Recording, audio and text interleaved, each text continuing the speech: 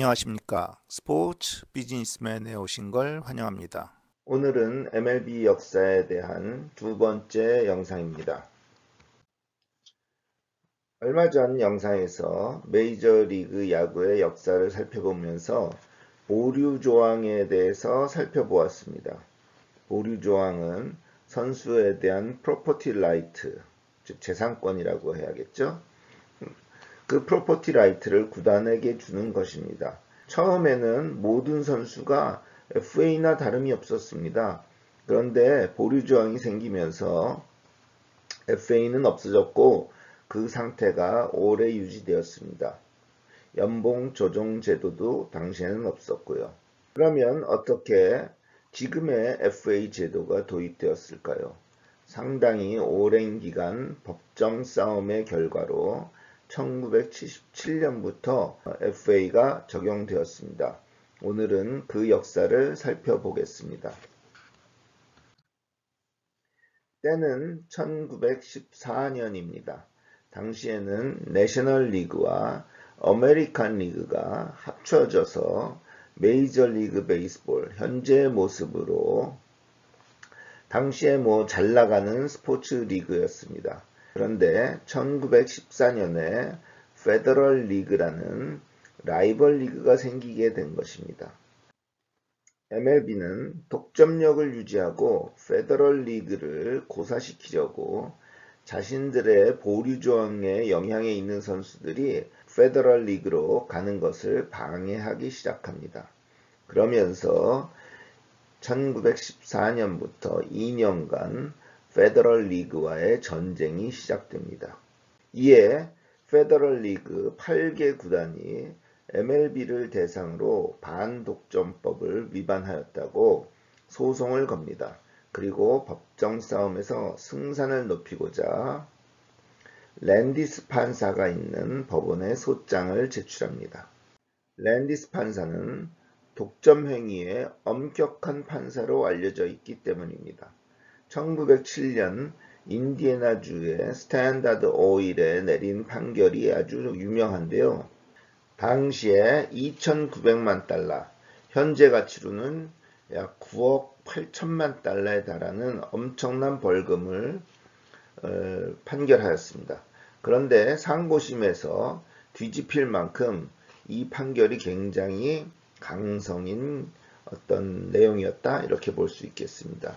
이렇게 강성 성향을 갖는 랜디스 판사를 찾아서 페더럴 리그의 8개 구단은 일리노이주 북부 법원에 소를 제기한 것입니다.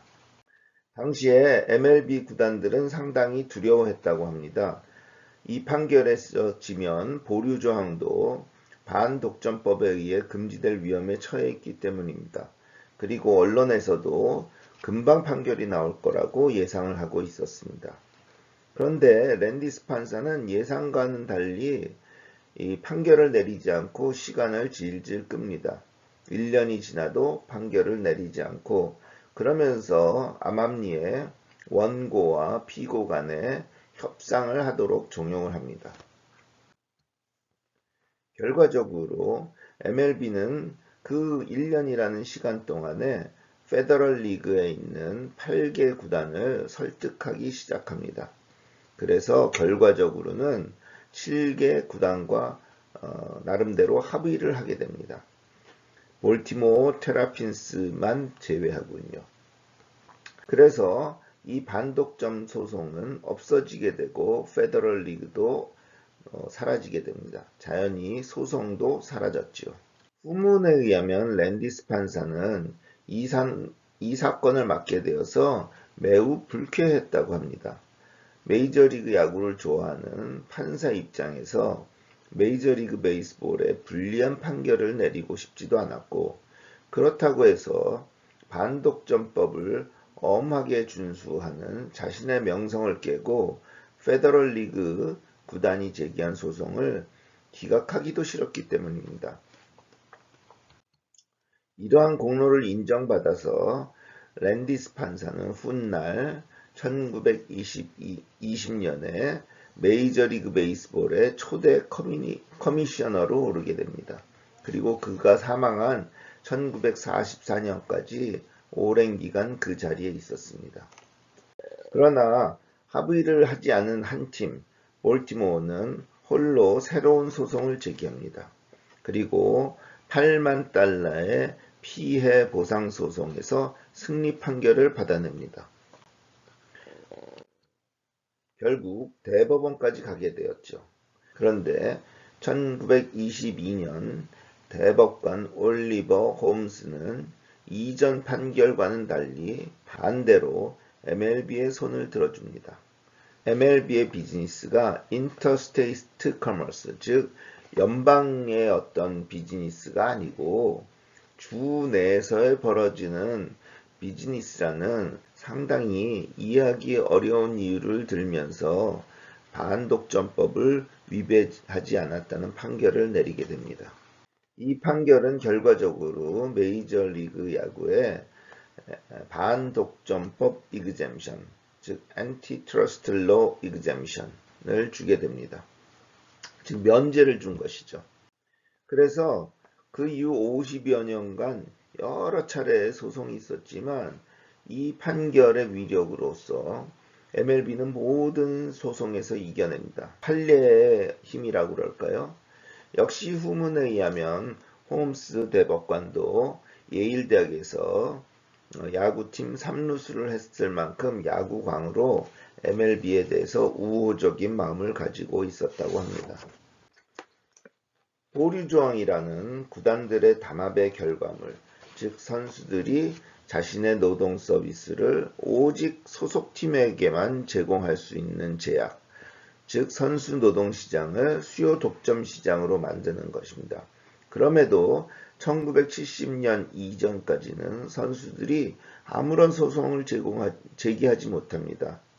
오랜 소송 기간 동안에 구단으로부터 불이익을 받게 되고 그러다 보면 짧은 선수의 커리어가 다 끝나버리기 때문에 소송을 쉽게 걸 수가 없었기 때문입니다. 전환점은 1966년에 시작합니다.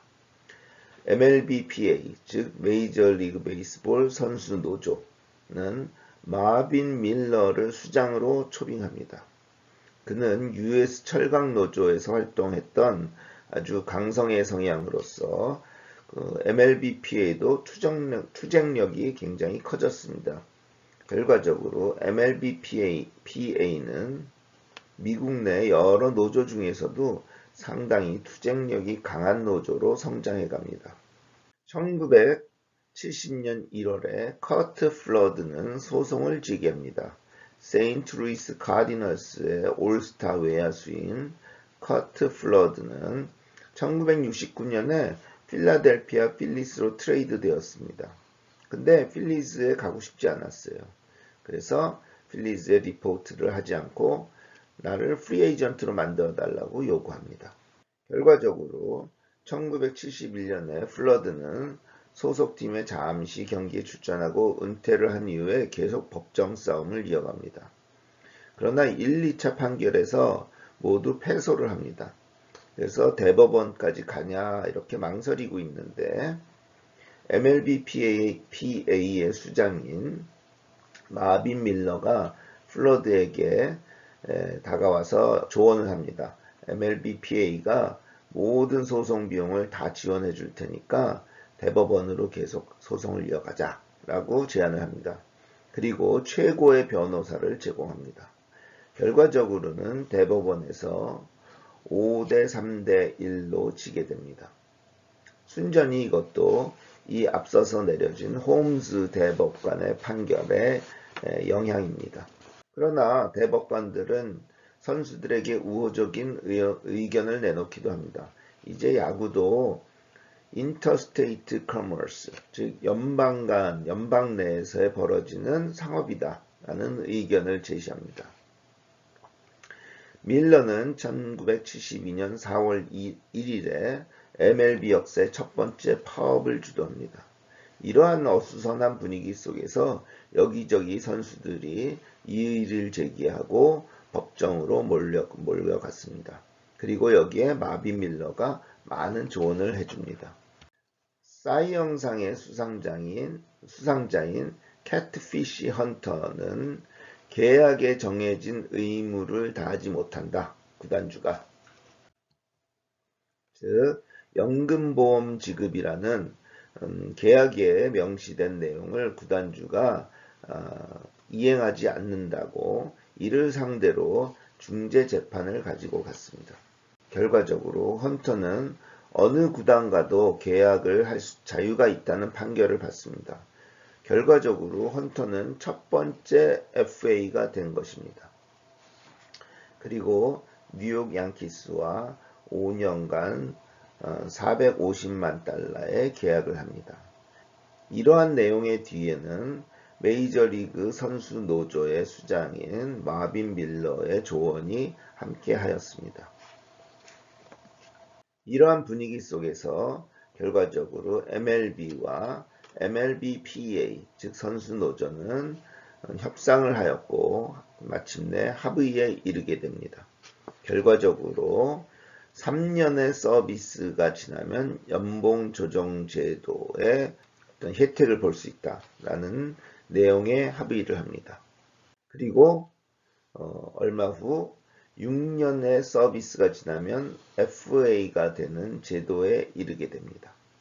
그래서 1977년부터 6년의 메이저리그 서비스를 보낸 선수들은 모두 다 FA 자격을 얻게 됩니다. 그래서 첫 번째 FA 계약자인 캐피쉬 헌터에서부터 작년에 뉴욕 매츠와 센세이셔널한 계약을 체결한 소토 선수에 이르기까지 현재의 MLB 모습이 갖추어진 것입니다. 이상입니다.